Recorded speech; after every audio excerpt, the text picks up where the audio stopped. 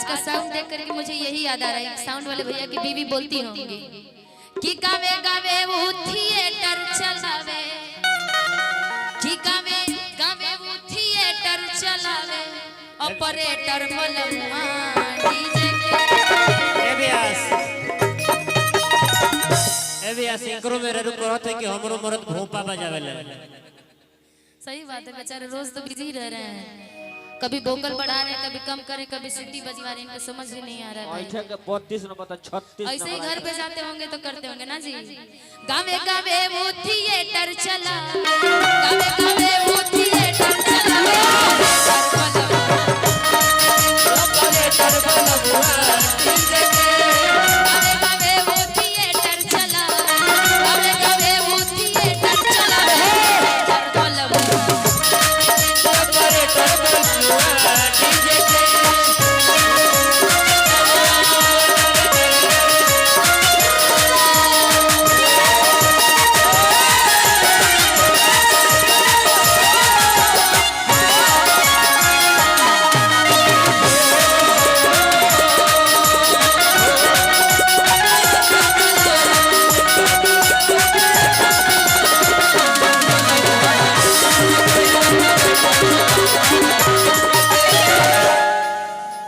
गाड़ी में लेके वो चले डांसर, आई अनाउंसर बनौलस जीजे के, कि गाड़ी में लेके वो चले डांसर, आई अनाउंसर बनौलस जीजे के, घर पर लेके चलावे जनेरा, घर पर लेके चलावे जनेरा, घर पर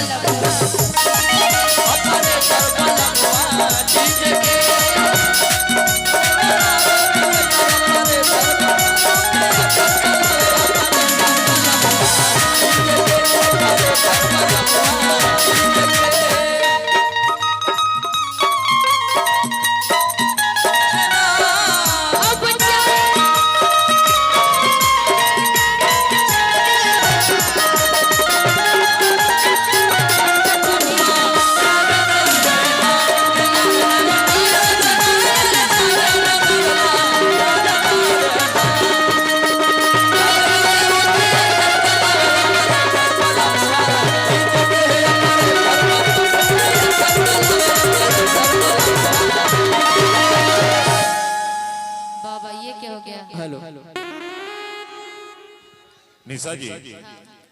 थोड़ा सा 1 मिनट, हम चाहेंगे भैया कि बहुत ज्यादा भीड़ यहाँ पे लग रहा है, पीछे कुछ दर्शक बैठे हुए हैं, उनको दिक्कत का सामना करना पड़ रहा है देखने के चक्कर में। आग्रह बड़ी विनम्रता पूर्वक है कि आप लोग कृपया आगे की तरफ नहीं, थोड़ा सा बैक हो जाइए, पीछे की तरफ हो जाए, ताकि जितने भी लोग पीछे बैठे हुए हैं उनको दिक्कत ना हो। इस पे थोड़ा सा ये महफिल आपका है और ये आपकी प्रतिष्ठा है, इस पर ध्यान देने की जरूरत है। और हम चाहेंगे कि समय कुछ ज्यादा ही व्यतीत हो चुका है, 11:44, 1 मिनट, और हम चाहेंगे कि भैया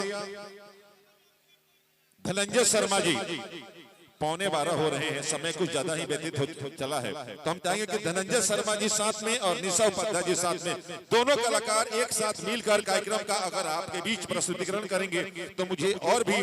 और हम सभी कलाकारों को और भी अति खुशी महसूस होगी। एक बहुत ही सुंदर गायक कलाकार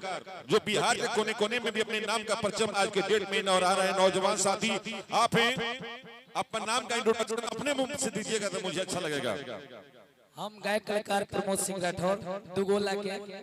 और सब यूट्यूब पर देख सकते हैं, अभियंता कमल भास्कर सब लोग के संग है। और अच्छा उनका बर्थडे है, अच्छा चलिए ठीक है, चलिए हमारे रमेश भैया जिला परिषद की तरफ से अनगिनत सारे सम्मानजनक पुरस्कार